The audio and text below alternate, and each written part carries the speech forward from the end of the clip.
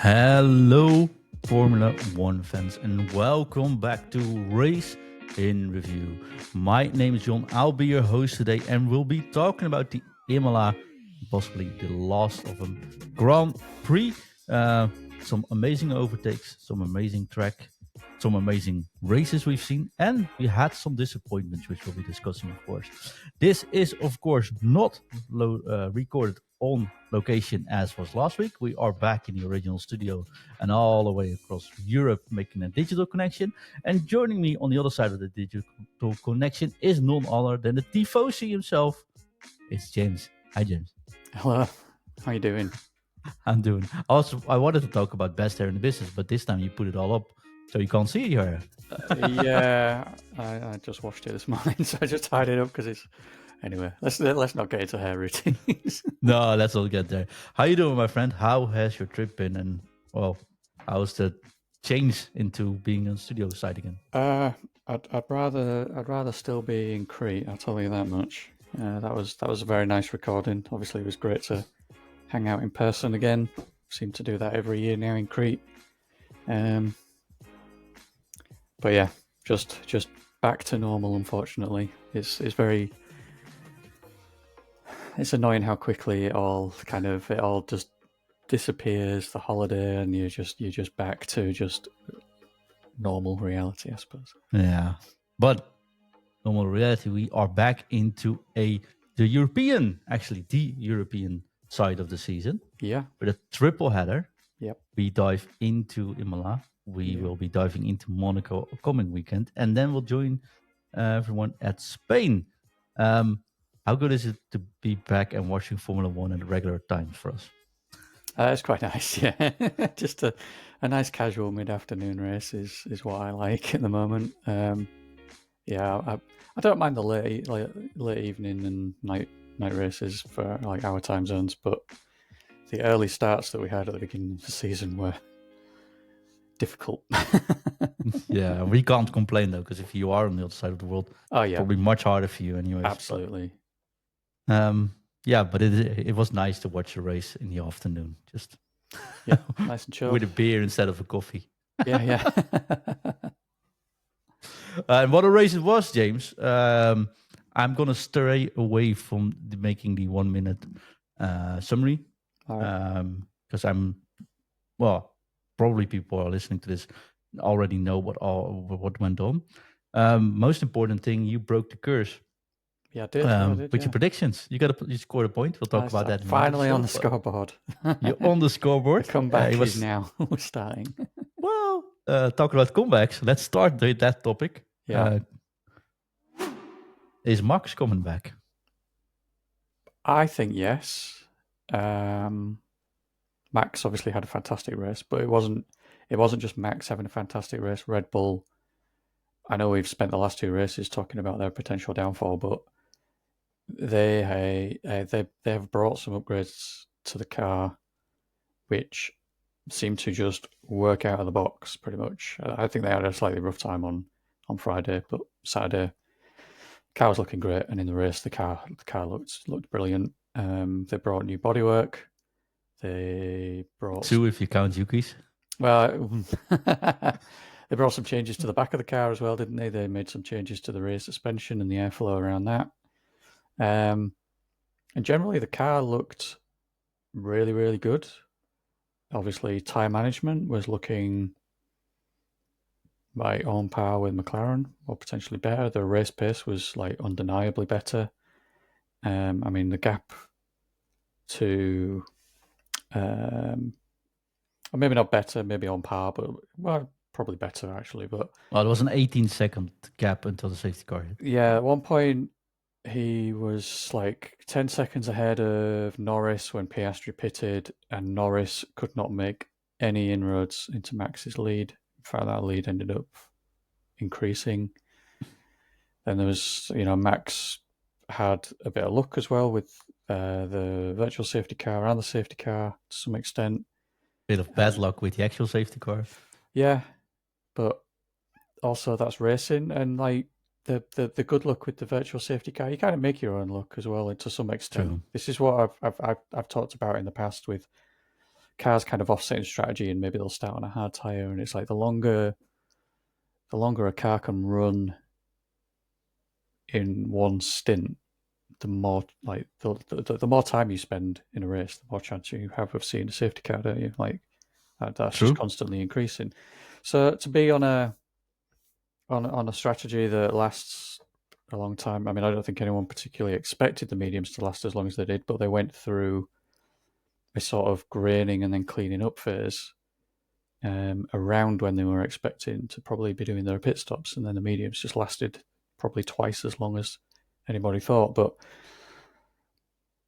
just staying out as long as Max did kind of increased his chances of benefiting from some sort of safety car or event that meant he'd get a cheaper pit stop. So, you know, it was lucky, but he also kind of, or the team made their own luck by doing that to some extent. Yeah. But the If car looked you, great. The car was looking good. I think the championship is 100% on now. I think Max obviously has a very valid chance, pretty much no matter what. I think even before the upgrades, he still had a chance because it's just Max in the Red Bull, whereas the McLarens are potentially stealing points from each other. But now that he's got a car that's looking decent, certainly in Imola, he's got a good chance at the championship now. I think. I mean, obviously, we've talked about it before that it's a long season. Things can change. Things are going to change in Spain. But as things stand right now, it looks very exciting for the rest of the season. yeah. If there's one thing, like the one thing I really stood out for me, I was paying attention to this, is, and maybe this week it might be a little bit different because of Monaco, right? But if I encourage anyone to watch Formula One and watch Max drive, and especially when you see his onboard and you look in the halo, you can see when he hits the gas and when he's not, right? Yeah. He points the car early when the car is perfectly straight. So the sort of the turn is, he's in the middle of the turn. At that perfect moment, whenever the front tires are straight, that's when he starts hitting the gas every single time. Yeah. Every single corner. I was watching onboard lap on the second camera. That's how you make sure your tires don't wear out. And when you saw, I was looking at Piastri, I was looking at Lando, I was looking at Lewis, who's also very good at it, by the way.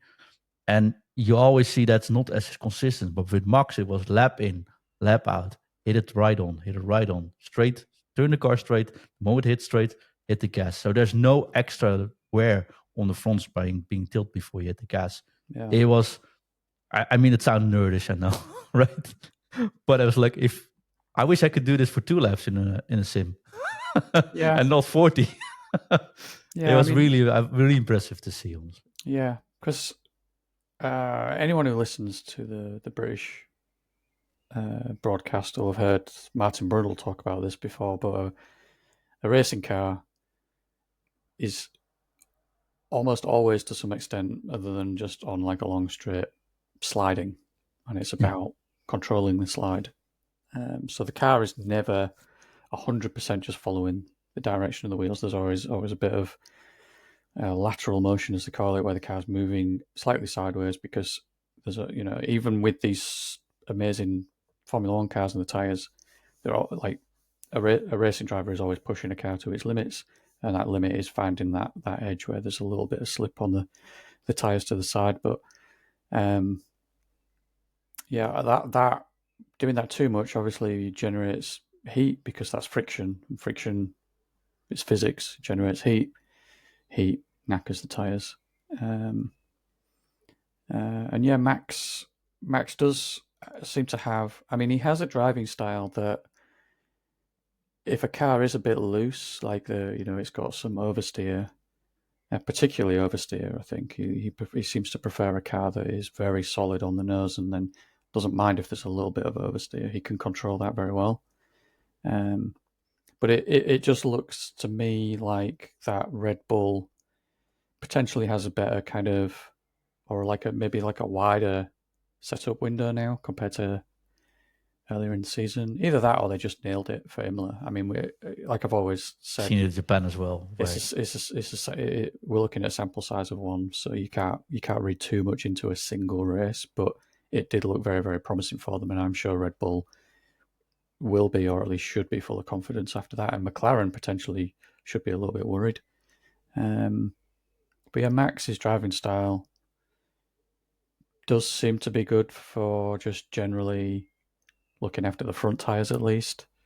Because yeah, I mean, if you get a bit of oversteer, your rear tyres are obviously going to suffer for that. But he does seem to be good at managing it. Everything worked out for Red Bull this weekend. Like Max managing the tires. I still feel this car is has a very narrow setup window. Yeah, I think it probably does. Because Friday it looked horrible. Yeah, I think what I think is that these changes have just made it a little bit easier to dial in. Probably not as easy as they'd like, but it maybe looks like it might be a little bit easier. But time will tell. I mean, Monaco, we can't read anything into Monaco. It's such Monaco an outlier is different. track. Yeah, exactly. It is different to any other track on the circuit. They bring Monaco-specific parts to this race, including the steering the steering angle and stuff. Like they have to have the tightest.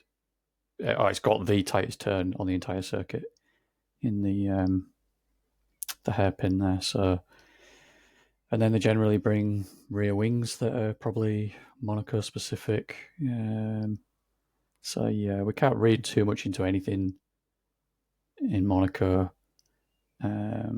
Spain is where we really see how we're looking this year, because then the new rules set in and we have a proper track. Yeah, Spain. I mean, this is why Spain for such a long time was the test track for Formula One, because it's got everything for testing a Formula One car.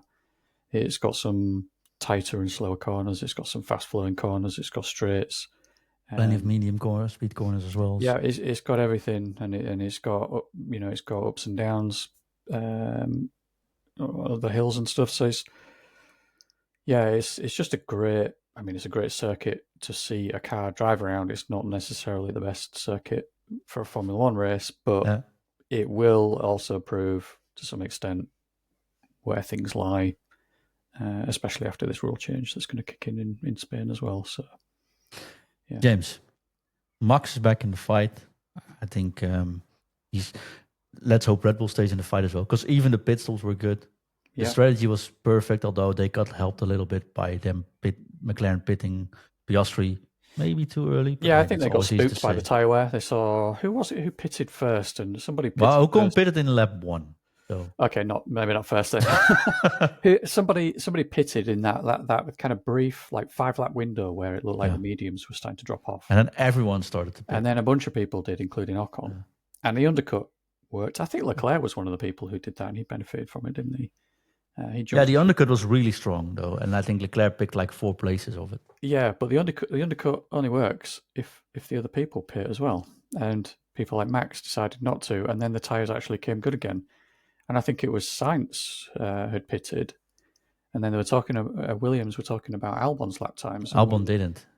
Yeah, when they revealed that Albon was doing like a certain sector time or lap time somewhere in the race, Sainz kind of said it's a one-stop race then. So yeah, it was a funny one. We have seen this happen before, where the tyres go through this phase of kind of graining, losing some grip, but then they kind of clean back up again and become good again. So that's what seemed to happen. Yeah. So the first pit stop was, of course, Ocon lap 1. Then Gasly did in 9. Yeah. Charles and Liam Lawson did in 10. That was it. It was the Charles pit stop that started to. Then we have Russell, Sainz, Alonso, Bortoletto, and lap 4 later Piastri, then Stroll, then Colapinto a little bit after that, and everyone else stayed out. Yeah. So that's how they reacted. But like the Red Bulls didn't pit until lap 29. Yeah. Well, some of the drivers that was the virtual safety car actually that forced that. So yeah, and some of the drivers that you obviously didn't pit were on a sort of reverse strategy as well. Like Hamilton started on hard tyres. I mean, Yuki must have started on hard tyres, didn't he? Starting from the pit lane. Yes. So And of course, Lando pitted 1 lap before the VSC hit, so yeah, that's a little bit unlucky. Very yeah. But that, again, that's racing. That's just the way it can happen sometimes. No. Talk about the way it can happen sometimes. What about Yuki on the qualify? Disappointing because he's not had a bad run so far in the Red Bull. It would have been nice to see him complete qualifying. That was a silly mistake, and I think he said himself it was an unacceptable mistake. That was a hard crash, though, man. It was a hard crash. Obviously, glad that he's okay. Once again, a testament to the safety efforts in Formula One. That a crash like that somebody can get up and walk away from that. Just get out of the car and go is quite incredible. Even 10 years ago, headlines would look way different after that crash. Yeah. I mean, it doesn't feel like it was that long ago. Well, it probably was because I'm getting old. But, cars were crashing and the entire front of the car was coming off and you could see their feet hanging out the front of the car and stuff like that. And it's like... Even Schumacher broke his leg. Yep, Schumacher broking his leg. I'm thinking of it was Kubica in Canada, wasn't he? He had that massive accident down near the chicane onto the back straight and just completely destroyed his... What was it, like BMW at the time, wasn't it? But we see some spectacular looking crashes as far as like damage is concerned, like the cars getting absolutely shredded. But then drivers, thankfully and luckily, are just getting out and walking it off effectively, which is just obviously just fantastic. Insane, actually, yeah. I have more damage when I misstep myself on my front door. So yeah, but he drove well. I think Yuki did drive an excellent race. He had a great race. Back in 10th. Yeah, finishing 10th was a brilliant recovery drive from him. So that's also part of the reason why I was disappointed in the end by his qualifying mistake, because it would have been nice to see him qualify, somewhere in the top 10 and then see how his race would have panned out with the proper qualifying session. And like we've just said, Monaco is such a different track that it doesn't feel like we're going to get to see a proper race. I was thinking Monaco, maybe we can just do go-karting, put them in go-karts. I'll put them in because those it Lego doesn't cars. compare. Yeah, something like that. Just it's a one-off race that doesn't make any sense Formula One wise. And I mean, I like Monaco, honestly. I always like it because there's always something happening. Qualification is usually the best ever. The race can be boring, but usually there's also something to keep it on. I think there's something to it. But for the analyzing what's going on or how the World Championship is going, it doesn't make any sense. It's even if Alonso would win, for example, could just as easily something like that could happen in Monaco. The next race they could be 12th. Exactly. I mean, you're using Alonso as an example. He hasn't even scored a point yet this season. So that's Monaco in a nutshell. Like anything can happen. It's such a different track to any other track that Formula One goes to that it like you said, it's almost meaningless in a way because they bring special parts for the specifically for the track. They're trying to, mandate 2 pit stops to make it more exciting. The only thing that the best could thing, be interesting though.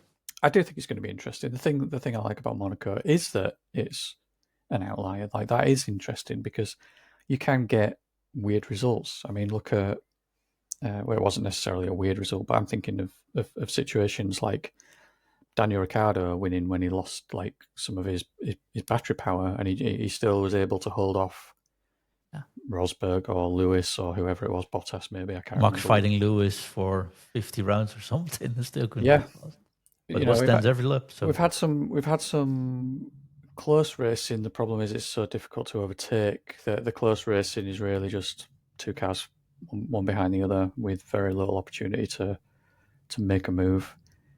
Because there's always one crash somewhere. Oh, there's always a crash somewhere. There's always a crash in qualifying, pretty much. And they are all things that can throw a spanner in the works and completely shake up the grid and the result. So that's what kind of makes it interesting. And you can get some, I don't know what the forecast is, but you can get some weather that Horrendous weather, yeah. that upsets things as well. Just get some random rain that just everybody doesn't know what to do or causes an incident or whatever. Yeah, so it's Bring it, please. yeah, Just bring it. it's like the one time of the year, as far as Formula One goes, where you get to sit down and just wish for chaos, because that's generally chaos happens at Monaco. Something always kind of upsets the grid or changes the result one way or another. Yeah. Talking about upsetting the grid. All right. Ferrari qualifying. Talk about upsetting. That was horrendous, James. That was really What's bad. going on? Really bad. Italy, yeah. Tifosi all out in force, and they don't even make it to Q3. The Ferrari generally just... Can I make a bold statement here? Yeah. You will disagree with me. I think Fred Vasseur is responsible for what's happening now. It doesn't look too good. The cars going backwards. Good race stint, but also they finally made a good racing call, this strategy call, so that did help. But Sainz really, really performing well. Taking him out of the team, I think, was still sort of weird. The cars going backwards. Communication between the team members is still horrific to listen to. Incidents with the race engineers going on social media. That team seems a little bit lost in control. A little bit. I think the biggest... Also, always white. What's with the white? I want red cars. I want red suits. Yeah. But hey.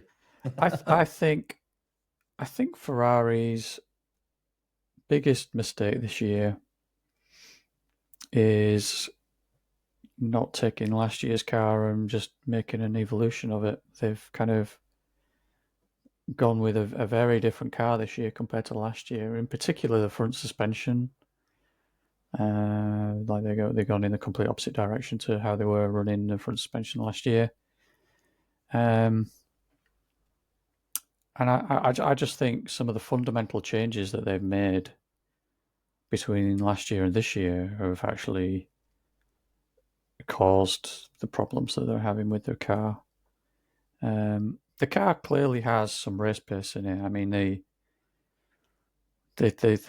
came good after the safety car, particularly Lewis, because he had the benefit of being able to pit and put some new tyres on where Charles didn't have any tyres available, so he had to stay out on his old or used.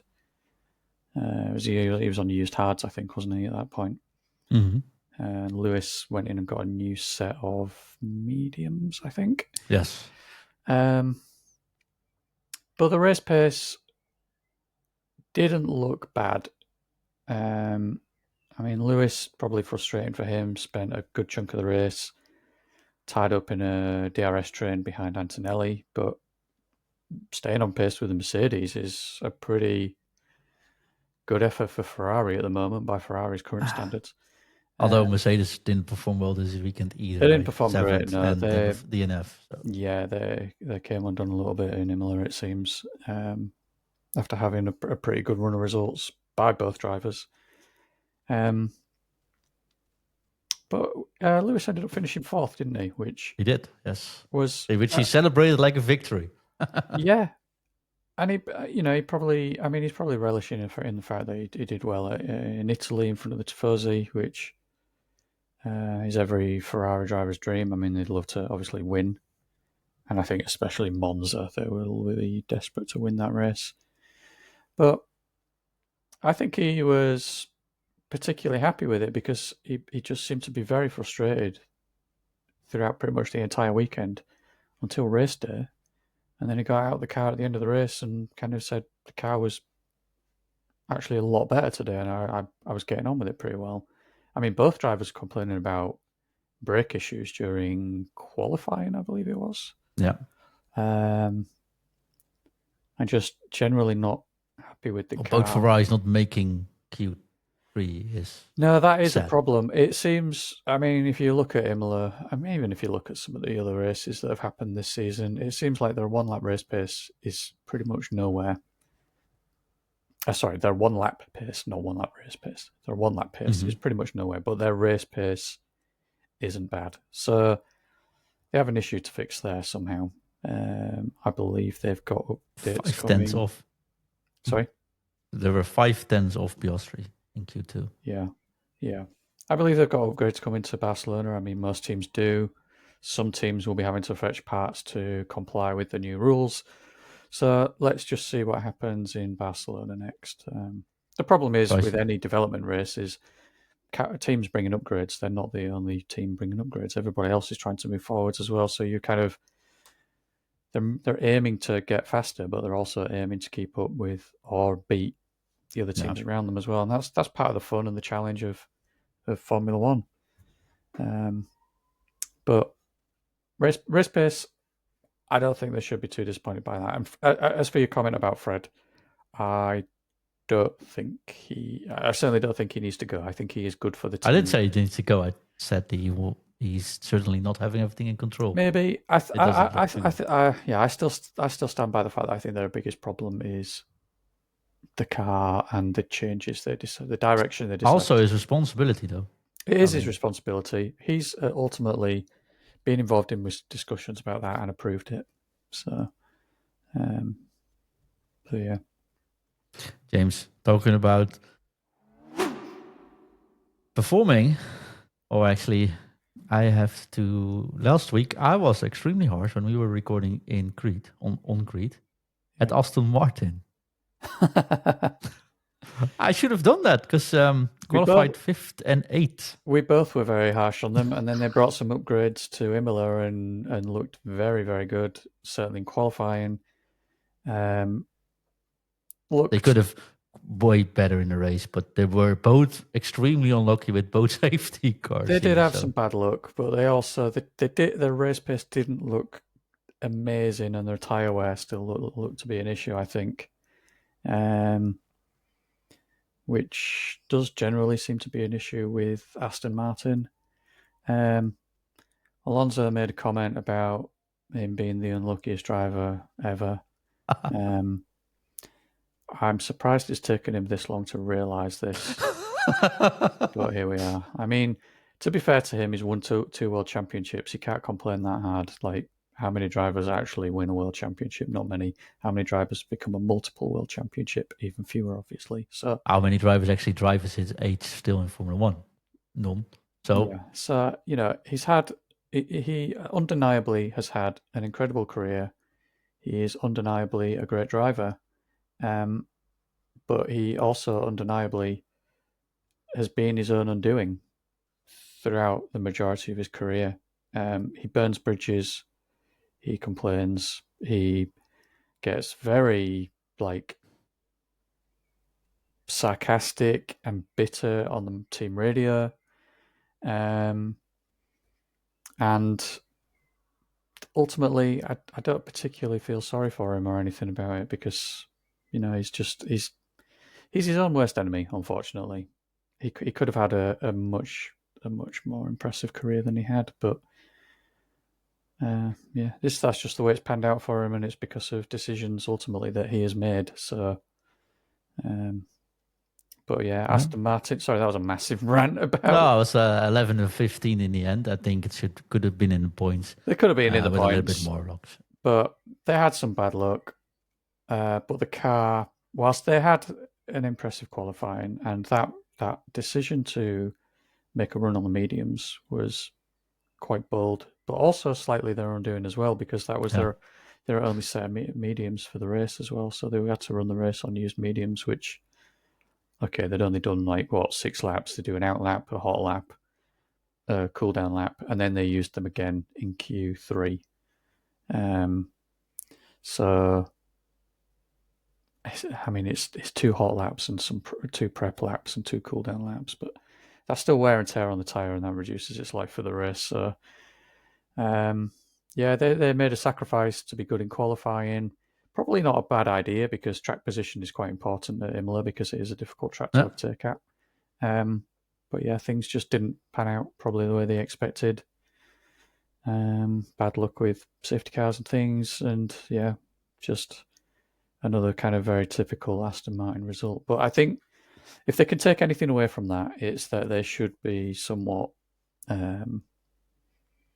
somewhat confident heading to Spain in particular, because that is another we're track. skipping Monaco. Yeah, exactly. It's also that it's a track in some ways similar to Imola in that it's a difficult track to overtake at, and track position is very important. I mean, Monaco is as well, but it's such an outlier of a track that just because a team's been great everywhere else this season doesn't mean they're going to be good at Monaco. No, true. There's two more drivers, or one team and one driver, which I want to highlight. Yeah. Now I can say Hadjar every week. I will say it again. Well done. You're becoming my favorite rookie. He's incredible. Ages. Yeah, he really is. Yeah, I think he will be racing in a Red Bull next year. Yep, next year. And he's there. He's really showing it. Yeah. But someone that didn't score points, but I want to highlight, is Nico Hulkenberg. So I know he knew he would be heading into like a building year with Sauber kick, right? Ahead of Audi's takeover for next year. But not getting near the points anywhere. Well, he did an excellent race in Australia when it was raining. And it was very close to another top 10 finish with a kick Sauber this weekend. Just like only at the end with the fresher tires after a safety car where everyone got those fresher tires, he got overtaken and not scoring any points. If that safety car did not hit or he pitted after the safety car as well, he would have had a clear like P7, P8, which is an incredible achievement. And even though he doesn't score the results now, I think he drove one heck of a race. He did. And that Sauber obviously has not been looking very good at all this year. And it was a somewhat quietly spectacular race for him. A bit like what Russell's been doing for the start of the season, where it doesn't get noticed. Like he's driving around in 5th place or higher, but he's always kind of in no man's land and doesn't get picked up on it. Which is why I wanted to highlight it, because and Hulkenberg had a similar race. Like the camera just doesn't end up looking that far back the grid sometimes, and it's a little bit disappointing because the lower teams do deserve some attention when they're having a good race, and he was having a good race. So yeah, it was a great result. Hulkenberg, we know, is capable of this. Maybe not every weekend, but every now and then he does pull out a phenomenal result, either in qualifying or in the race. I think I'd have to double check this before I say it confidently, but I think his qualifying versus Bortoleto has not been as good as it maybe should be this season.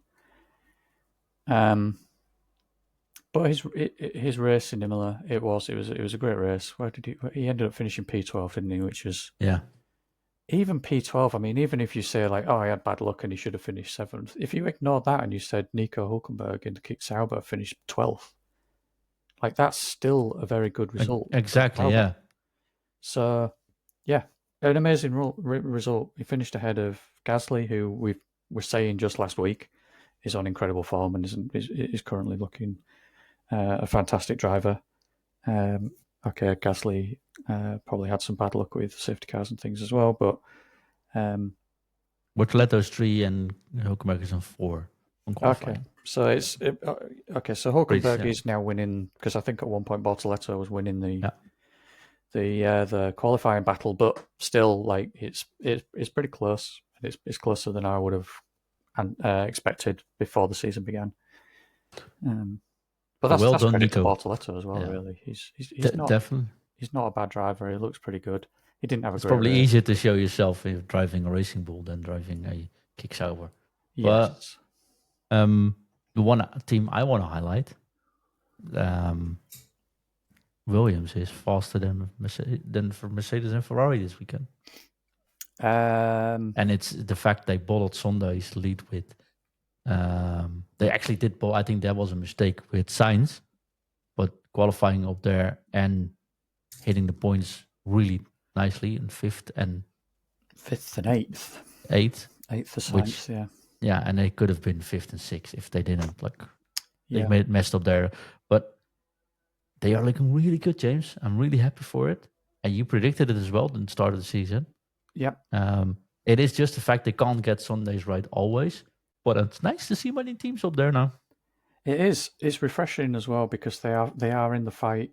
Certainly this weekend they were, or this past weekend in Imola, they were in the fight against teams that this time last year you wouldn't dream of Williams fighting against. You know, they're in the mix on camera around a Mercedes and a Ferrari.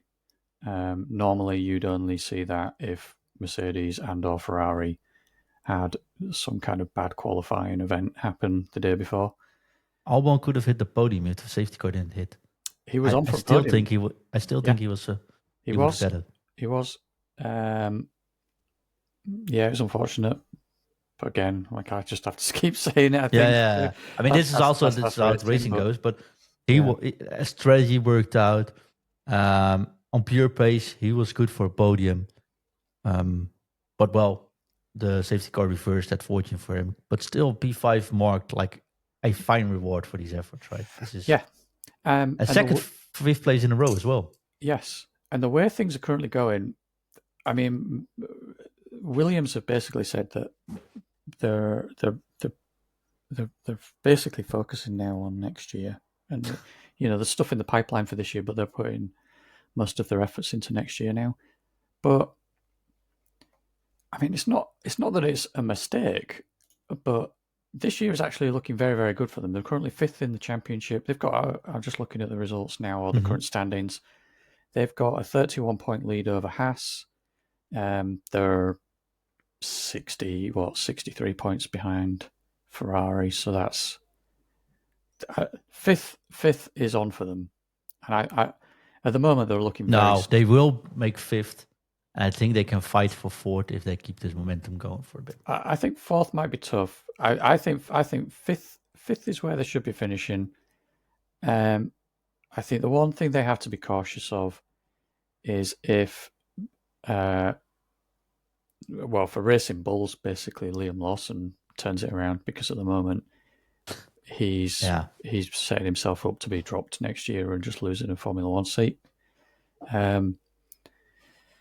If Racing Bulls turn it around with particularly with Lawson, because I don't think the car is bad and Hadjar is showing that, like they are a top 10 finishing team pretty consistently, and if Haas, impressive as well, in particular, if Haas ended up bringing an upgrade that proved pretty good, that is probably Williams's biggest threat, because Haas have already kind of turn themselves around from testing and the first race into the rest of the season so far.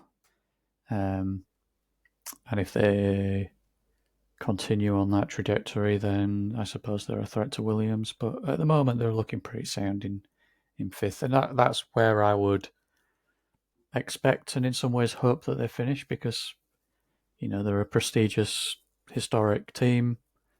And it's been a shame that there are fans, not just new fans, like people that have effectively. There's a generation of people growing up watching Formula One that just associate Williams with the back of the grid. Like anyone who's been watching from we've seen them win world championships. Yeah, the 2010s, and we've seen them battling McLaren. Like fantastic drivers driving for them. And at one point they were the face of Formula One. I mean, that blue, yellow and white livery with the Canon sponsorship and the Honda, was that Honda or Renault at the time? But that old Williams livery was that's iconic. Yeah. So it's good to see them back, basically. I'm happy for it. Talking about being back, I'm with the Bridges today. You're back as well in the predictions. Yes. We went into this weekend with a 10-0 lead for myself. I have to admit, I made some bold gambles this weekend. A little bit, yeah. I felt like you're trying to keep things close when I'm like 12 points behind or whatever. But You said Piastri would take pole. I I would did. say Max would take pole. I was 0.034 seconds wrong here. I But know you that did was get a point. that. I can understand why people gamble. I'm not a gambling person, but I can understand why people go down to the betting shop or not do that anymore because they just do it on their phone but place bets. Because qualifying was very exciting. Thinking about our little There's not been more than point there's system. the gap between number 1 and number 2 has not been over a tenth this season. No, it's incredible, really, when you think about it like that. I mean, okay, some of the races have been 0.034, mate. yeah. We've had some pretty spread out races. I mean, look at Miami and the McLarens there, but qualifying is just like if there is one session that you must watch every weekend, it's qualifying because it's just so exciting. But that means you are 10-1. Yeah, finally scored. Yes, you said that Piastri would win. Yeah, That didn't happen. no. And I said that Russell would win. That didn't happen either. Let's not talk about that one. No, let's probably not now. So that means no points there. You said the first DNF would be for Lawson. I would say it was for Alonso, and neither were the case. Because I think first one was for Ocon with a technical issue. I mean, that happens. Then Antonelli That's second, and that also a technical issue. So I mean, yeah, they were the only two DNFs. So yeah, it happens. It's a guess. So It 10-1, we go into Monaco. Monaco, the most unpredictable Grand Prix we have in the year, James. Yeah, so let's predict it. So let's head into it. So we head in 10-1 into Monaco. The first one, who's going to be on pole, James? Don't take off podcast for it. I'm going to go with Piastri again. Good. I'm going to go with Max. Yeah,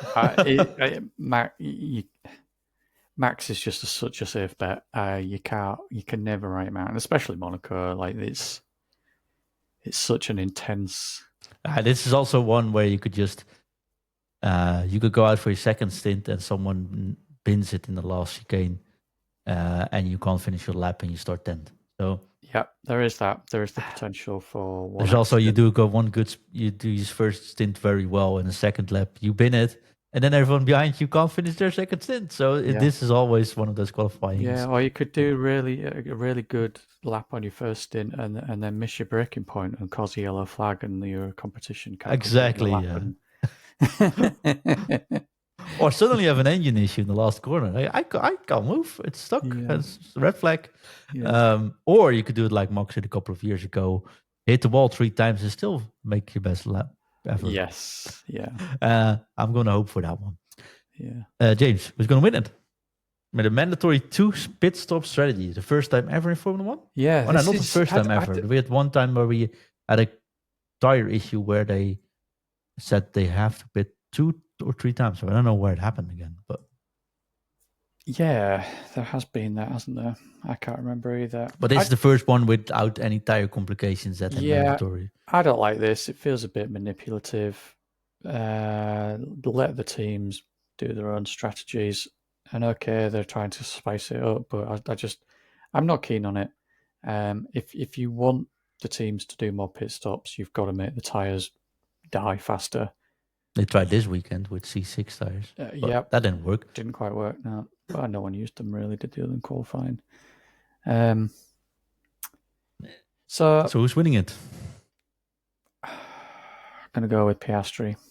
I'm just sticking with Piastri for both because to me, he's pretty much on par with Max at the moment. He's just got a few racecraft issues, and that was evident in his first corner or second corner as he actually is. Although, we could do a whole podcast, but I don't disagree. I don't agree with that. That is turn 1 was sort of his mistake because he's leading the championship pretty big over Max. Yeah, Norris is behind him. You can't really risk pinning it there. No, but I feel like he put too much emphasis on blocking Russell when Russell's not really an issue, and he gave I don't. Yeah. I also think he can't. He didn't predict Max to make the move. No, probably not. He probably didn't expect it, and he just got his braking point slightly wrong. And that's something that is difficult for them to practice because they're not hitting that corner at full speed like they would do on a flying lap because they're going from a standing start, and the only time they can do that is when they can do their practice starts. But Exactly. anyway, that we're You say drifting Piastri on. will win it.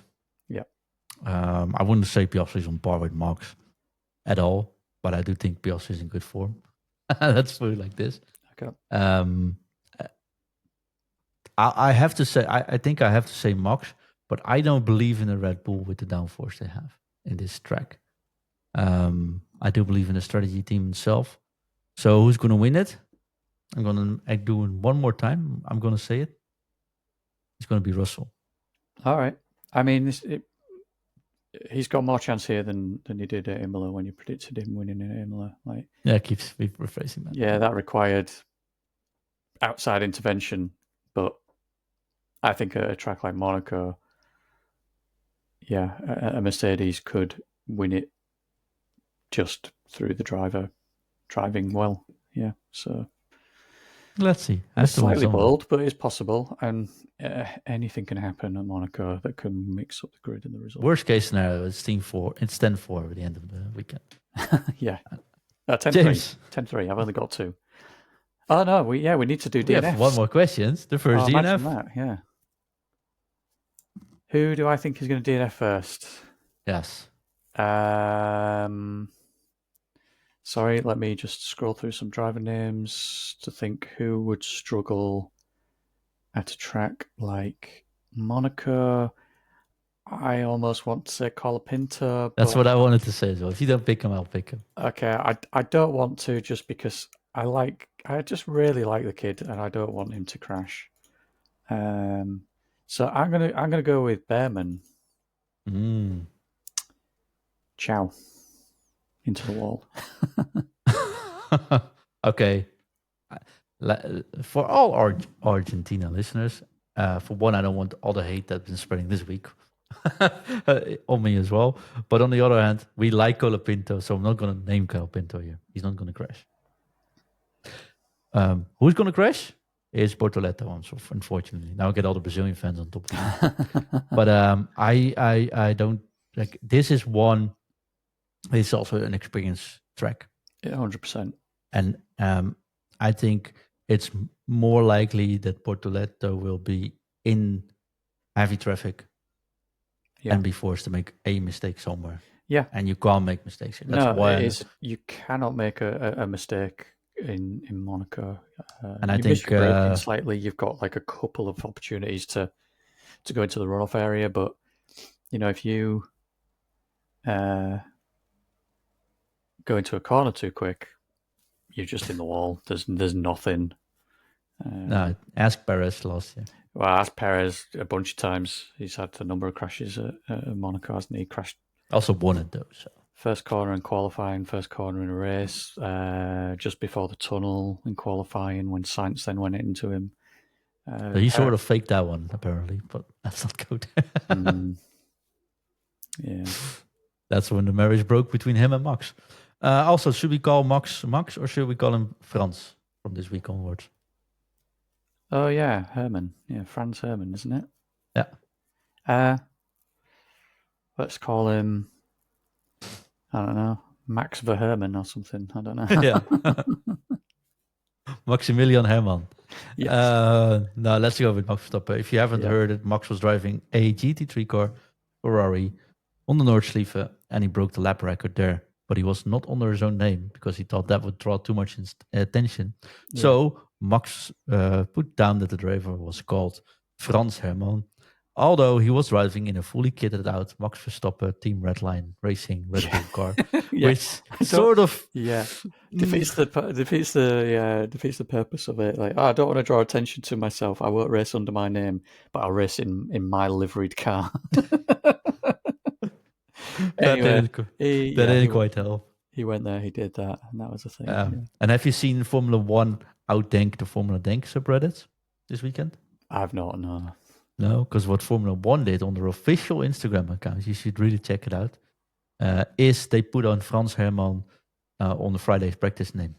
So instead of Max Verstappen, they actually entered Franz Hermann. I did see that, yeah. Which I can sort of applaud in this situation. That's one thing I do like about Formula One at the moment. They go along with the jokes a little bit sometimes, don't they?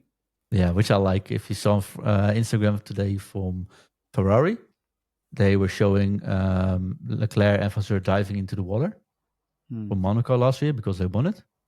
And there was a text on it, "It must be the water," which I also kind of enjoyed. That one. Yeah. Lean into the subreddits, guys. Lean into the jokes. Yeah, it's fun. It's good. I can applaud it. So, to summarize, you say Piastri will take pole and win the race, and Behrman will not finish. As the first one, I will say Max wins pole position, Russell wins the race, and Bortoleto will be the first DNF of the weekend. I am very much looking forward to Monaco. Yeah. I'm very much looking forward to seeing you again. And I'm very much looking forward to you, or listeners, or viewers, or viewers even, to give us a 5-star review on Apple Podcast, on Spotify. Send us a message, give us a subscription on a YouTube channel. We know we're a very small podcast, but that doesn't mean, or that actually means that we are able to read every single comment. We will appreciate every single thumbs up, and like, subscription, etc. And it doesn't cost you a penny, and it means the world for us. And on that note, James, thank you very much. Thank you. Goodbye. Race on. See you next week, my friend. See you next week.